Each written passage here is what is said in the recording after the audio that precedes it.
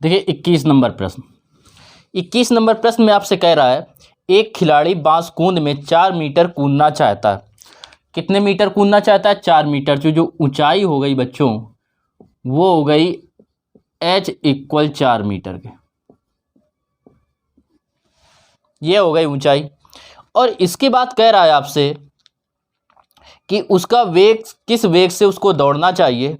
जी का मान दे रहा है 10 मीटर प्रति सेकंड। प्रति सेकंड स्क्वायर। कह रहा है किस वेग से कूदना चाहिए। तो आपको पता है कि जो गतिज ऊर्जा होती है, गतिज ऊर्जा, वही किसमें आदमी जब दौड़ के आता है तो क्या होता है, एक पल के लिए रुकता है और फिर उसके बाद कूदता है। तो जितनी तेज वो दौड़ के आएगा वो उसकी क्या होगी, गतिज ऊर्जा। और गतिज ऊर्जा किस में बदल जाती है, स्थितिज ऊर्जा में। तो गतिज ऊर्जा ही किस में बदलती है, स्थितिज ऊर्जा में। स्थितिज ऊर्जा में।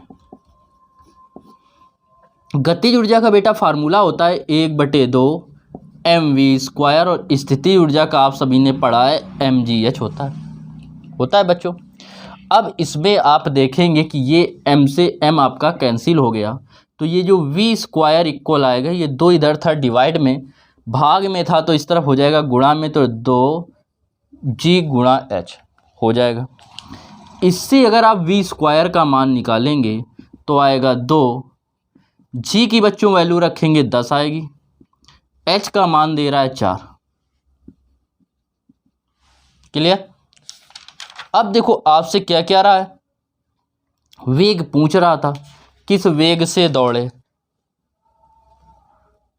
4 4 दूनी 8 8 दाम 80। कुछ गलत तो नहीं लिख लिया। 5 मीटर कूदना चाहता है, ये 5 मीटर दे रहा है, 5 मीटर। तो 5 दूनी 10 और 10 का 10 में गुणा करेंगे तो 100 हो जाएगा। 100 को आप लिख सकते हैं किसका, 10 का स्क्वायर। तो ये हो जाएगा v² इक्वल हो जाएगा 10 का स्क्वायर। दोनों पक्षों में स्क्वायर लगा है तो घात बराबर हैं, तो आधार बराबर होते हैं। v बराबर हो जाएगा 10 मीटर प्रति सेकंड के। तो किस वेग से कूदे बच्चों, किस वेग से उसको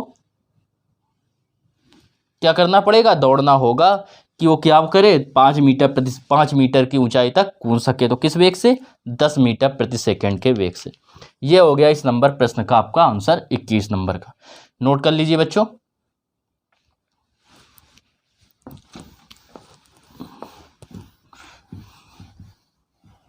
इसके बाद देखो हम लोग बात करते हैं प्रश्न संख्या 22 की। 21 के बाद बात करते हैं 22 की। 22 नंबर प्रश्न में आप लोगों से कह रहा है 50 किलोग्राम द्रव्यमान का एक लड़का सोपान या जीना पर दौड़कर 45 सीढ़ियाँ 9 सेकंड में चढ़ता है। तो जो द्रव्यमान दे रहा है आपको वो दे रहा है 50 किलोग्राम। m बराबर जो है वो है 50 किलोग्राम के। कह रहा है कि दौड़कर 45 सीढ़ियाँ 9 सेकंड में चढ़ता है। तो सीढ़ियों की संख्या दे रहा है 45, सीढ़ियों की संख्या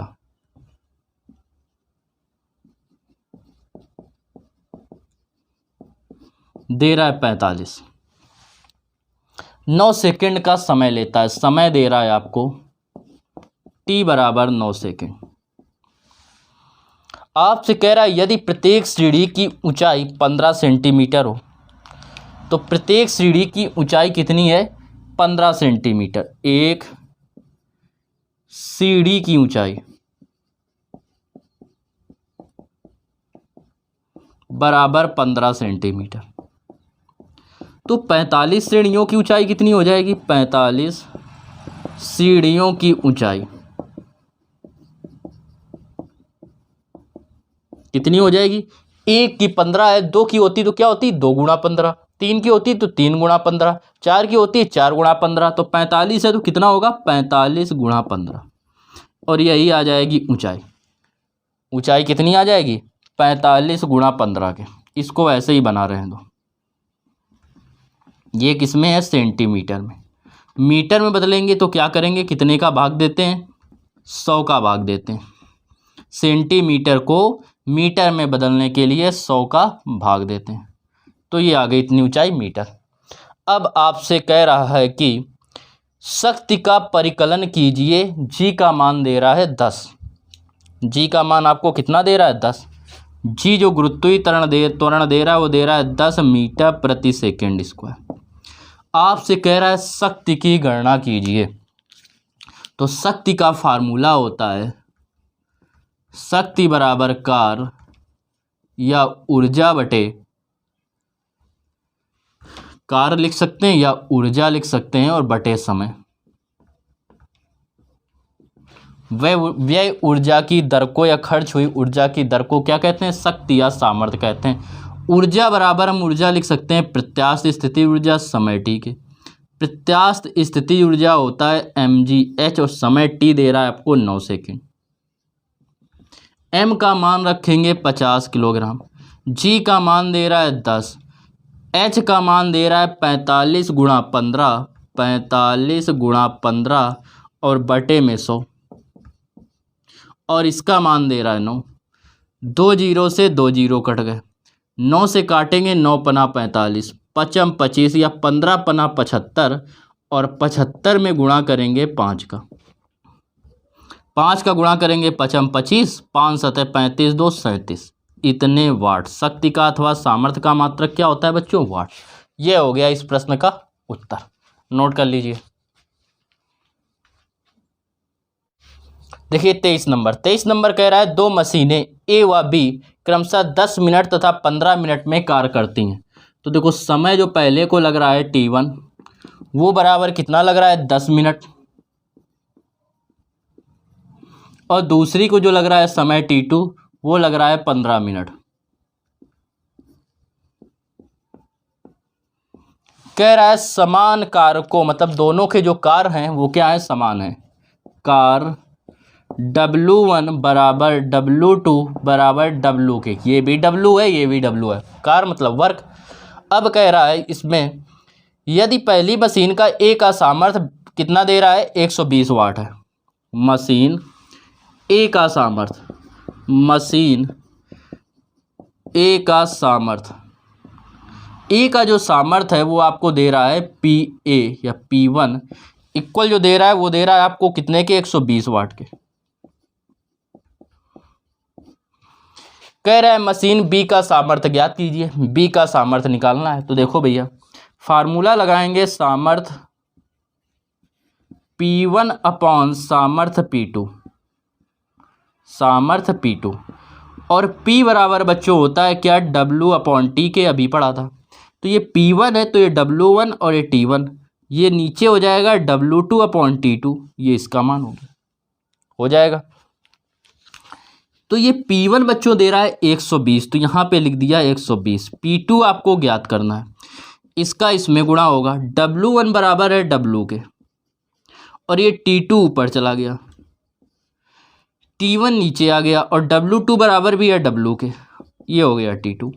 W और W कैंसिल हो गए, ये हो जाएगा 120 अपॉन P2 इक्वल T2, और T2 का मान आपको कितना दे रहा है बच्चों 15, और T1 का मान आपको कितना दे रहा है, इसमें क्या होगा T1, ये T1 का मान कितना दे रहा है 10।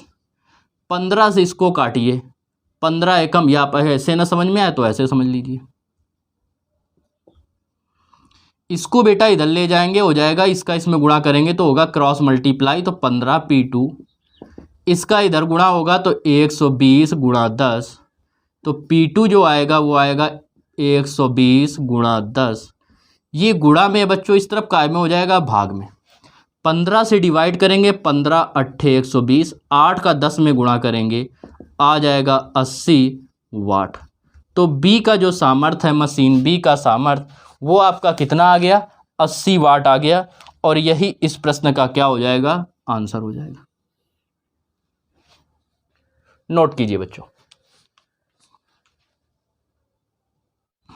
देखिए 24 नंबर प्रश्न, 24 नंबर प्रश्न में आपसे कह रहा है कि 24 नंबर प्रश्न में आपसे कह रहा है कि एक पंप प्रति सेकंड 100 किलोग्राम जल प्रति सेकंड, बात समझना, प्रति सेकंड मतलब एक सेकंड में।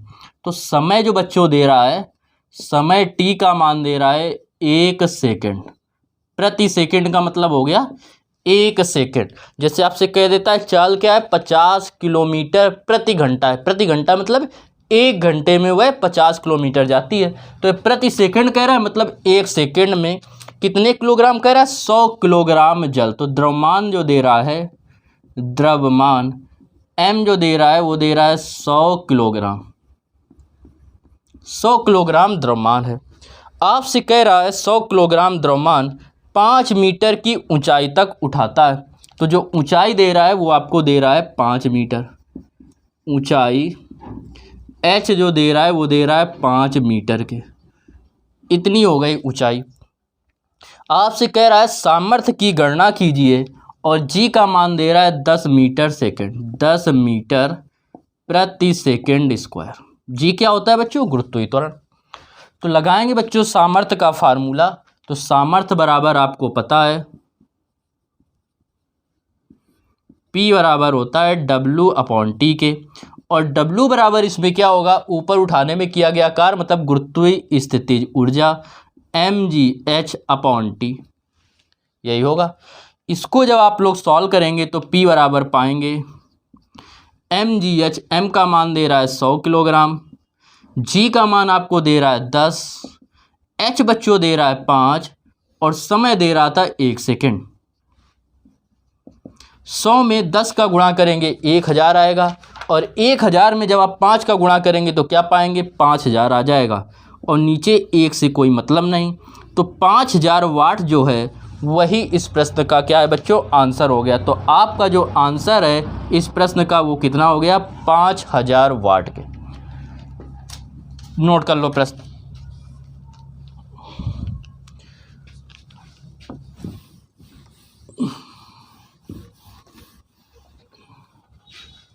इसके बाद देखिए 25 नंबर प्रश्नों को, 24 के बाद 25 नंबर प्रश्न। 25 नंबर प्रश्न में कह रहा है 3 किलोवाट शक्ति वाली मशीन। तो शक्ति या सामर्थ्य आपको जो दे रहा है, शक्ति P दे रहा है 3 किलोवाट। अब किलोवाट को आप वाट में बदलेंगे, कितने गुणा करेंगे, 10 की घात 3 का, इतने वाट हो जाएगा। क्लियर, 1 किलोवाट में 1000 वाट, 1000 या 10 की घात 3 वाट। कह रहा है कि कितना कार्य करना पड़ता है, कितना समय लगता है, 15 मिनट में किए गए कार्य की गणना कीजिए। तो समय दे रहा है आपको 15 मिनट, टी बराबर दे रहा है 15 मिनट के। मिनट को बच्चों हम लोग सेकंड में बदल लेंगे। जब सेकंड में बदलेंगे तो आप पाएंगे 15 गुणा 1 मिनट में 60 सेकंड, तो 15 मिनट में 15 गुणा 60 सेकंड। आपसे कह रहा है किसकी गणना करना है, किए गए कार्य की गणना करना है। तो देखो सामर्थ्य का आपने फार्मूला बच्चों पढ़ा है, सामर्थ्य P बराबर होता है W/T होता है। यहाँ से अगर कार्य W का मान निकालेंगे तो T इधर भाग में है तो इधर गुणा में हो जाएगा, इधर भाग में है तो इधर काय में आ जाएगा, गुणा में। तो कार्य जो आएगा W बराबर वो हो जाएगा P/T के। P की वैल्यू आपको दे रहा है 3 गुणा 10 की घात 3, और T का मान दे रहा है 15 छक्का 90, और एक ये 0 तो 900, 9 त्रिक हो जाएगा 27, और ये डबल 0 गुणा 10 की घात 3। क्लियर। अब देखो इसको क्या करेंगे, यहाँ पे दशमलव माना जाएगा जब कहीं नहीं है, तो 1 2 3 अंक दशमलव इस तरफ लाइए, मतलब यहाँ लगा दीजिए 2.7। और आपको बता चुके हैं कि जितने अंक दशमलव इस तरफ आता है, इस तरफ जितने अंक चलेगा उतनी घात प्लस में, इस तरफ जितने अंक दशमलव आएगा उतनी घात प्लस में। तो 1 2 3 अंक इस तरफ आया, 3 घात प्लस की तो 3 थी, 3 में 3 और प्लस कर देंगे, तो इसका जो फाइनल आंसर आ जाएगा वो आएगा 2.7 गुणा 10 की घात 6। और कार्य या ऊर्जा का मात्रक आप सभी को पता है क्या होता है, जूल होता है। तो इसका जो फाइनल आंसर आ जाएगा वो आ जाएगा 2.7 गुणा 10 की घात 6 जूल।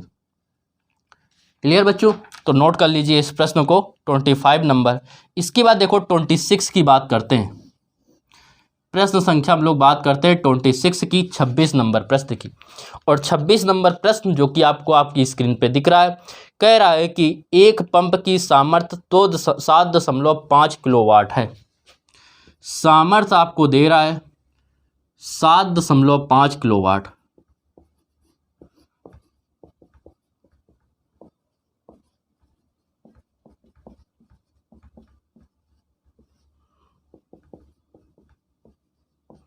किलोवाट को बच्चों अभी बताया था, जब किलोवाट को हम लोग वाट में बदलते हैं तो 10 की घात 3 का गुणा करते हैं, तो इसमें 10 की घात 3 का गुणा करेंगे, इतने आ जाएगा वाट। ये आपकी आ गई सामर्थ्य जो कि आपको दे रहा है। इसके बाद कह रहा है कि वह प्रति मिनट अधिक से अधिक कितना जल 25 मीटर उठा सकेगी। प्रति मिनट, तो प्रति मिनट का मतलब जो समय दे रहा है वो दे रहा है 1 मिनट। प्रति मिनट कह रहा है तो 1 मिनट, प्रति सेकंड कहता है तो 1 सेकंड, प्रति घंटा कहता है तो 1 घंटा। समझ में आ रहा है बच्चों? तो क्या कह रहा है, प्रति मिनट, तो 1 मिनट हो गया, अर्थात टी बराबर आएगा 1 मिनट का मतलब 60 सेकंड। आपसे पूछ रहा है कितना पानी जल, मतलब द्रव्यमान पूछ रहा है, और वो भी कितने मीटर तक उठा सके, 25 मीटर तक उठा सके। तो ऊंचाई आपको दे रहा है, ऊंचाई h बराबर दे रहा है आपको कितने की, 25 मीटर। 25 मीटर दे रहा है आपको इसकी ऊंचाई। g का मान आपको दे रहा है 10 मीटर प्रति सेकंड स्क्वायर।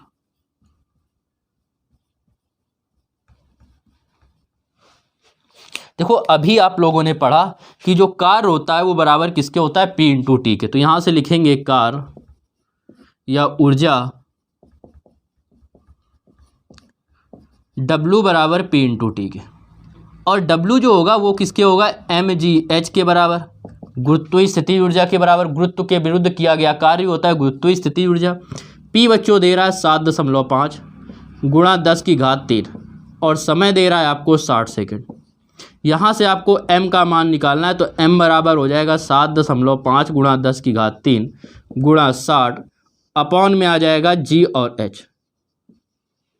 वैल्यू रखेंगे इनकी, तो 7.5 गुणा 10 की घात 3 गुणा 60, और g का मान दे रहा है 10 आपको प्रश्न में, और h आपको दे रहा है कितना, 25। अगर ये दशमलव हटाएंगे तो एक जीरो बढ़ जाएगा, 25 से काटेंगे 25 तियाँ 75, एक जीरो ये कट गया। 6 से गुणा करेंगे, 6 तिरिक आएगा 18, 6 तिरिक कितना होगा 18। इस जीरो से एक घात कम हो जाएगी, 10 की घात बचेगी 2। अब यदि हम 10 की घात 2 का मतलब क्या होता है 100, और 100 का 18 में गुणा करें तो क्या आ जाएगा 1800। 10 की घात 2 का मतलब बच्चों 10 का स्क्वायर 100, और 100 का 18 में गुणा करेंगे तो कितना आएगा 1800 किलोग्राम। 1800 किलोग्राम जल को क्या करेगा वो 25 मीटर तक 1 मिनट में उठा सकेगी। नोट कर लीजिए। बात करते हैं प्रश्न संख्या 27 की। कह रहा है एक इंजन की सामर्थ्य 30 किलोवाट है, तो आपको दे रहा है सामर्थ्य, और सामर्थ्य P बराबर दे रहा है 30 किलोवाट। तो P बराबर हो गया 30 इंटू किलोवाट को वाट बदलेंगे 10 की घात 3 वाट। इसके बाद कह रहा है आपसे, कह रहा है 150 किलोग्राम के पिंड को 50 मीटर की ऊंचाई तक उठाना है। तो द्रव्यमान दे रहा है 150 किलोग्राम के पिंड को। तो द्रव्यमान बच्चों क्या हो गया, मात्रक से समझ जाया करो। 150 किलोग्राम कह रहा है, किलोग्राम किसका मात्रक होता है, द्रव्यमान का।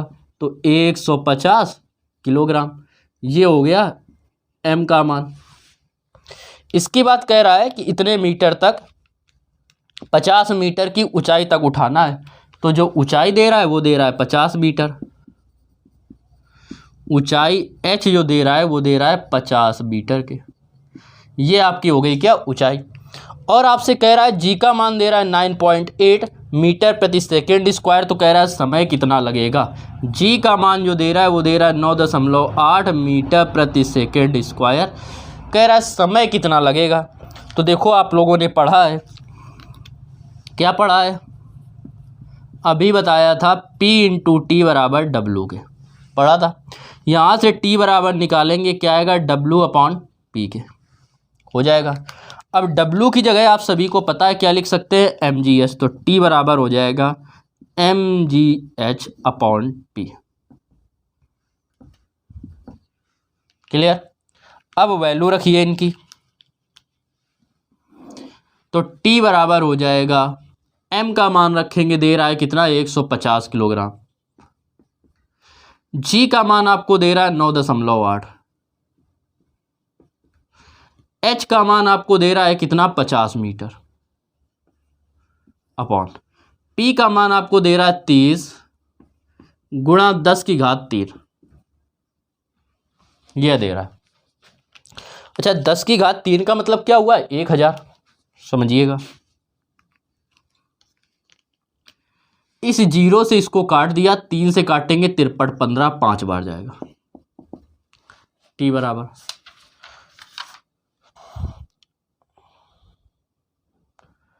अब इसको सॉल्व करेंगे। यहाँ पचम हो गए 25, या ऐसे गुणा कर दो, 5 अट्ठे 40 की 0, हासिल लगा 4, 5 9 45, 45 4 कितने हो जाएंगे 49, एक अंक बाद दशमलव, एक अंक बाद दशमलव, गुणा 50 बटे कितना 1000, या 10 की घात 3।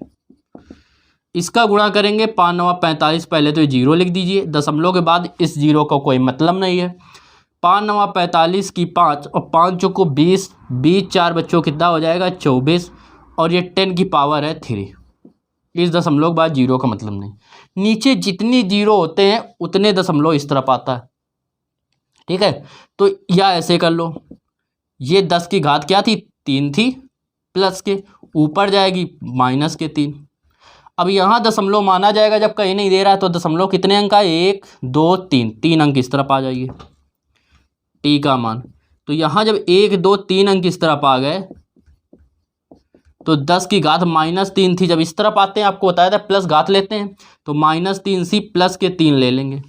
जब प्लस के 3 कर देंगे तो क्या हो जाएगा, घात हो जाएगी 0, -3 + 3 0, तो T बराबर 2.45 गुणा 10 की घात 0। और किसी की भी जब घात 0 होती है तो उसका मान होता है 1, कोई भी संख्या हो, a की पावर 0, 500 की पावर 0, किसी की पावर 0 हो तो उसका मतलब क्या होता है 1। तो इसका मतलब हो गया 1, और 1 का इसमें गुणा करेंगे तो आएगा 2.45 सेकेंड। ये हो गया इसका फाइनल आंसर। ये इस प्रश्न का आपका उत्तर हो गया। सॉल्व कर लीजिए बच्चों। देखिए 28 नंबर प्रश्न।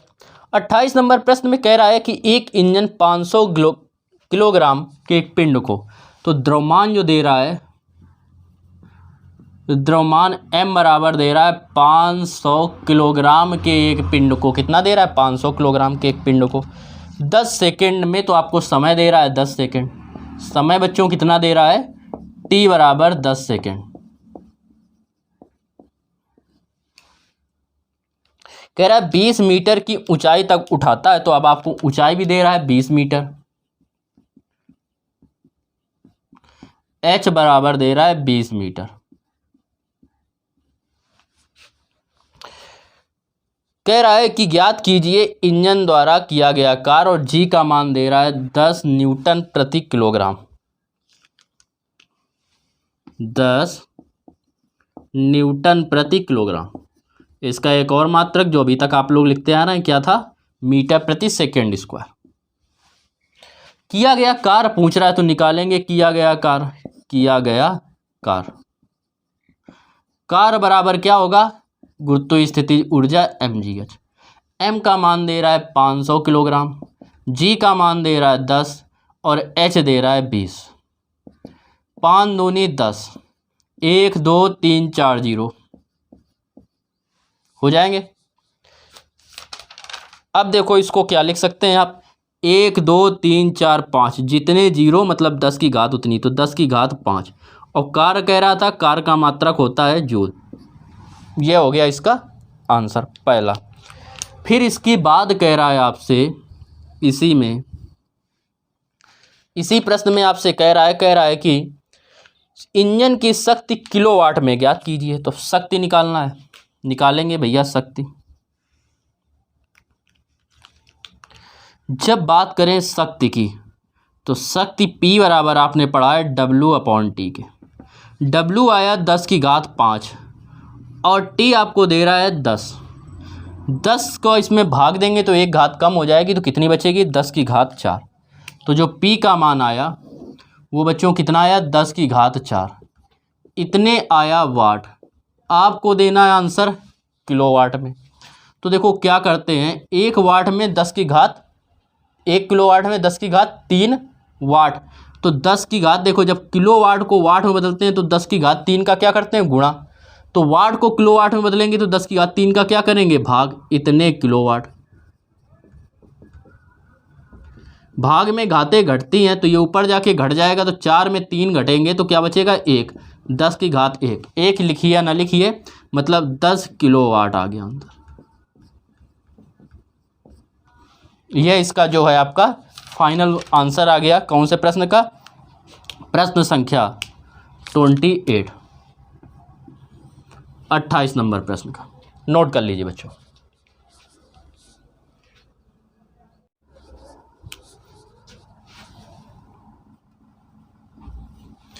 उन्नीस नंबर प्रश्न जो इस चैप्टर का आपका अंतिम प्रश्न है, आपसे कह रहा है कि 40 वाट की एक ट्यूबलाइट प्रतिदिन 16 घंटे जलती है। तो जो शक्ति दे रहा है वो आपको P बराबर दे रहा है 40 वाट।